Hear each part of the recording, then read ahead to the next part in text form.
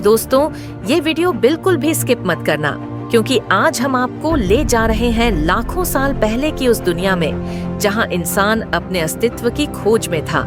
ये कहानी है हमारे पूर्वजों की, जिनकी छोटी छोटी कोशिशों ने इंसान को इस धरती पर सबसे विकसित प्राणी बना दिया। आइए जानते हैं आदिमानव ने बोलना और चलना कैसे सीखा और उनका जीवन कैसा था। आदिमानव के चलने की शुरुआत की कहानी करीब 60 लाख साल पहले शुरू होती है। यह वह समय था जब हमारे पूर्वज बंदरों और इंसानों के बीच की कड़ी थे। उन्हें होमिनिन्स कहा जाता था।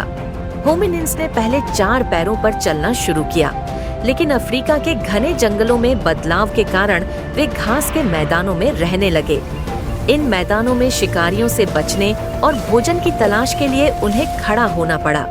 यही वह पहला कदम था जब उन्होंने 2 पैरों पर चलना सीखा। लेकिन 2 पैरों पर चलने का मतलब सिर्फ खड़ा होना नहीं था। यह एक बड़ी क्रांति थी।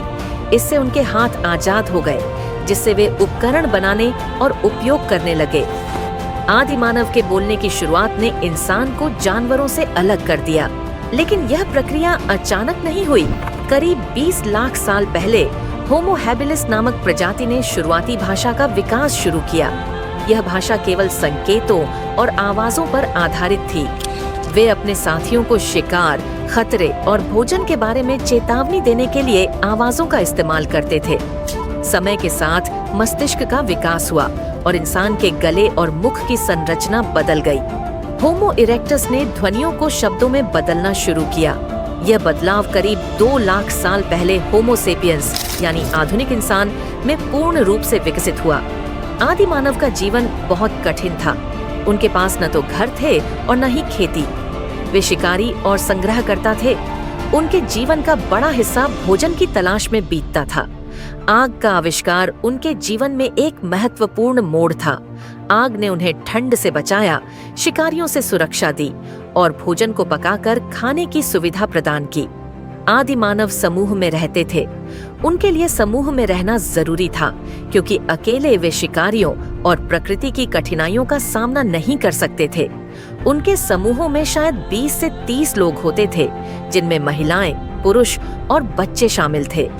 आदिमानव ने सबसे पहले पत्थरों का उपयोग औजारों के रूप में किया। ये औजार साधारण थे, लेकिन उनके जीवन में बहुत उपयोगी साबित हुए। शिकार के लिए उन्होंने नुकीले पत्थरों और लकड़ी के भालों का इस्तेमाल किया। बड़े जानवरों का शिकार करना खतरनाक था, इसलिए वे समूह में शिकार करते थे। इस प्रक्रिया ने उनके बीच सहयोग और संवाद को बढ़ावा दिया। आदिमानव केवल जीवित रहने के लिए नहीं जीते थे, वे कलाकार भी थे। उनके द्वारा बनाई गई गुफा चित्रकारी आज भी उनकी रचनात्मकता और संस्कृति को दर्शाती है। गुफाओं की दीवारों पर बनाए गए चित्र उनके दैनिक जीवन, शिकार और विश्वासों को दर्शाते हैं। ये चित्र हमें बताते हैं कि आदिमानव केवल शिकार और भोजन तक सीमित नहीं थे, बल्कि वे सोचने, समझने और कल्पना करने की क्षमता रखते थे। आदिमानव का जीवन मुश्किल था, लेकिन उनकी कोशिशों ने इंसान को विकसित होने का मौका दिया। धीरे धीरे होमो सेपियंस ने पूरी दुनिया में अपनी जगह बनाई। आज हम जो हैं, वह सब हमारे पूर्वजों की वजह से है। उनके छोटे छोटे कदम, जैसे चलना, बोलना, औजार बनाना और कला का विकास करना, ने हमें इस मुकाम तक पहुंचाया। आदिमानव की कहानी केवल उनकी नहीं, हमारी भी है। उनकी मेहनत और जिज्ञासा ने इंसान को सबसे ताकतवर प्राणी बना दिया।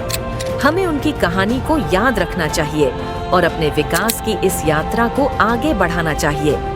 आदिमानव की इस प्रेरणादायक कहानी के लिए हमारे चैनल को सब्सक्राइब करें और वीडियो को लाइक और शेयर करें। धन्यवाद।